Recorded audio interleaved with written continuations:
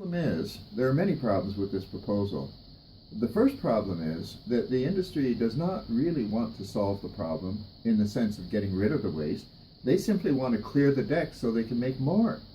Now, if they make more, if the reactors continue to operate, even if they had a perfect geological repository, which probably doesn't exist, but even if they had one, if they put that waste as rapidly as possible into the underground repository, rapidly as possible is not very fast, because the reactor waste that comes out is so hot and so radioactive that it has to be cooled in a wet storage bin called a pool, a spent fuel pool, for at least 5 to 10 years.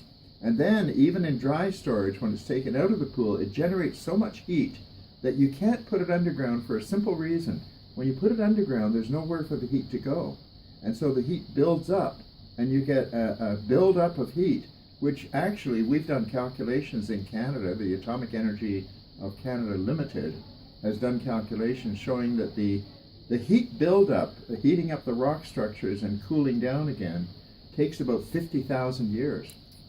And in the course of that time, it creates pressures, underground pressures, which can lead to pushing liquid water, which is going to fill the cavity once it's opened up. It's going to flood for sure. There's no question about that. You look at any abandoned mine, it's always flooded. And so that water is going to then have pressure to move outwards away from the waste because of the heat. That heat becomes a driving pressure. And that compromises the integrity of the repository itself. They can't put it down there too early. They have to wait. If we do that and we keep producing waste, then we have about 20 years worth of very hot, very radioactive waste sitting beside every nuclear reactor that's operating. Even if you put the older stuff underground as rapidly as possible, you still have disaster at the surface waiting to happen. Now, the hottest waste is the worst waste. The more recently it's out of the reactor, the more likely it is to disperse. The radioactivity falls off with time. So the worst is the freshest. And in fact, the stuff that's in the core of the reactor is the worst of all, because that stuff is so hot that just by shutting off the electricity, like as happened at Fukushima, the reactor will simply melt down under its own radioactivity. That's caused only by the radioactivity. Many people don't realize that all the destruction at Fukushima and at Chernobyl was caused not by the nuclear reaction, which was shut off, but by the radioactivity of the core. In other words, the radioactive waste is what did that damage. It just shows you how powerful this waste is. It's not inert like a rock. It's active. It produces heat. That's active. It produces chemical changes. That's active. It produces radioactivity, which gives off rays. That's active. And we've had one experience in Carlsbad, New Mexico, just a couple of years ago, where they had drums of low-level waste, not even as hot as this stuff, stored in barrels underground 750 meters down deep. And one of those barrels exploded and turned into a flamethrower, and plutonium went up 750 meters to the surface, contaminated 22 workers, and then drifted downwind to Carlsbad, New Mexico. And what caused this? It was the fact that they used kitty litter as packing material, and the radioactivity causes chemical reactions to occur. Every scientist knows this.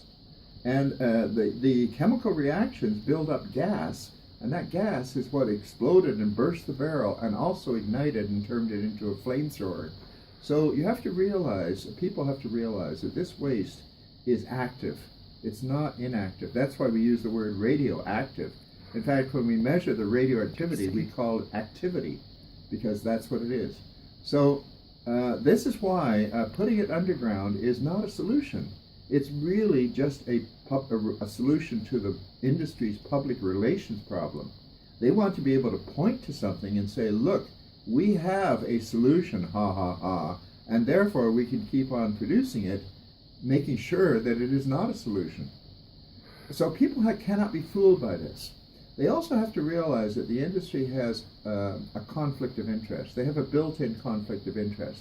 In Germany, they had a deep underground repository for low-level waste called the Assa 2 salt mine, and they put waste down there for many, many years Turned out that that salt mine was leaking radioactivity for 10 years before the nuclear people in charge told the authorities that it was a problem.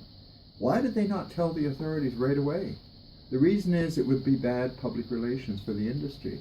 So they have a conflict of interest. If things start going wrong, they don't want to tell people. In fact, we've seen this time and time again at 3 Mile Island with the Chernobyl accident. Don't tell people. Even at Fukushima, the TEPCO company, they lied about what was going on. They knew what was happening and they lied about it. Why? Because the industry has a huge public relations problem, and consequently they are conflicted when it comes to dealing with problems. They do want to deal with the problems, but even if the problem is beyond their ability to deal with, they don't want to confess to people or to the public that in fact things are going to hell in a handcart. So this is the reason why the industry itself cannot be in charge of this.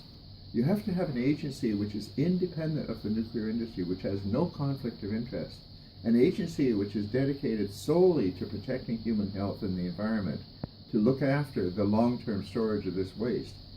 At any rate, it's premature to even think about doing that over the long term until all the reactors are shut down. Then you have a manageable problem in the sense that you have a finite amount. Also, the hottest stuff, the stuff that was just produced this year, has a chance to cool off.